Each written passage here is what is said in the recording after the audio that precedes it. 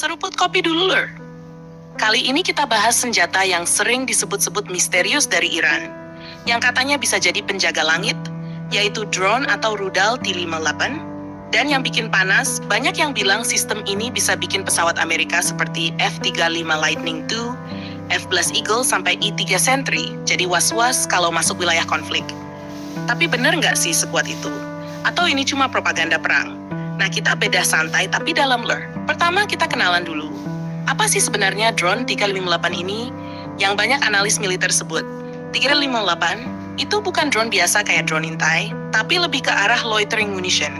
Atau kalau bahasa gampangnya, rudal pintar yang bisa nunggu mangsa di udara.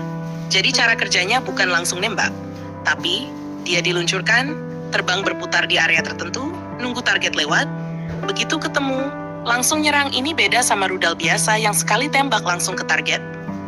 Nah, yang bikin menarik, sistem ini sering disebut bisa berburu target udara. Targetnya apa? Biasanya, drone, UAV, helikopter, atau pesawat yang terbang rendah dan lambat. Jadi sebenarnya fungsi utamanya bukan buat ngejatuhin jet siluman canggih, tapi lebih ke pemburu target empuk di udara. Tapi Lur, disinilah mulai muncul narasi yang dibesar-besarkan. Banyak yang bilang, drone 358 bisa mengunci pesawat tanpa radar, jadi sistem penjaga langit otomatis. Bahkan bisa jatuhin jet tempur. Amerika, kedengarannya keren banget.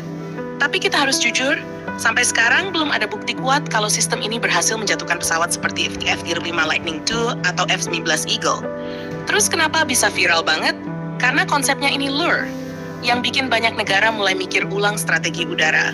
Bayangin, kalau biasanya pesawat mahal terbang bebas, lawannya cuma radar dan rudal mahal. Sekarang muncul ancaman baru, murah, banyak, bisa nongkrong di udara lama ini, yang disebut perang asimetris. Dan Iran pinter banget main di sini. Mereka tahu nggak bisa lawan Amerika secara langsung.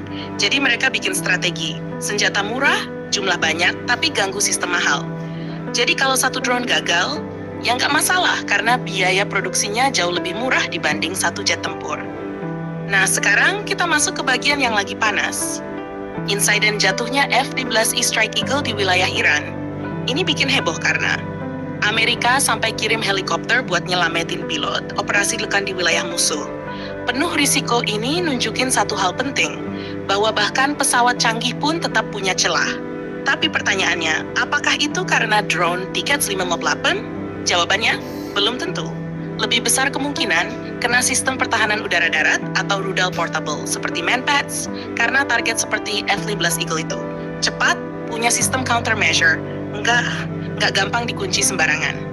Terus kenapa drone 358 tetap berbahaya? Ini poin pentingnya lure, bukan karena dia super canggih, tapi karena dia bisa bikin langit jadi tidak aman, memaksa pesawat musuh lebih hati-hati, bikin operasi jadi mahal dan ribet.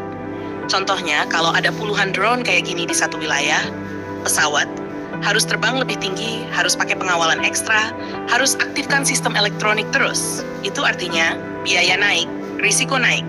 Dan ini yang bikin konsep drone 358 menarik. Dia bukan senjata pamungkas, tapi pengganggu serius. Kalau dikembangkan lebih jauh, bayangin Lur, kalau jumlahnya ratusan, dikombinasikan dengan radar pasif atau sensor inframerah, itu bisa jadi sistem pertahanan udara murah, tapi efektif. Bahkan bisa bikin pesawat mahal, mikir 2 kali buat masuk.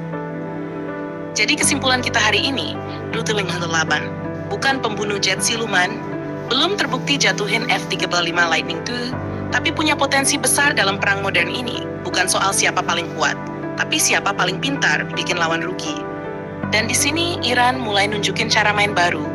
Perang bukan lagi soal satu senjata super canggih, tapi kombinasi, murah, banyak, dan bikin lawan pusing. Nah, menurut kalian Lur, kalau sistem kayak gini dikembangin terus, apakah ke depan jet tempur mahal masih jadi raja langit? Atau justru digeser sama drone murah tapi pintar? Tulis di kolom komentar.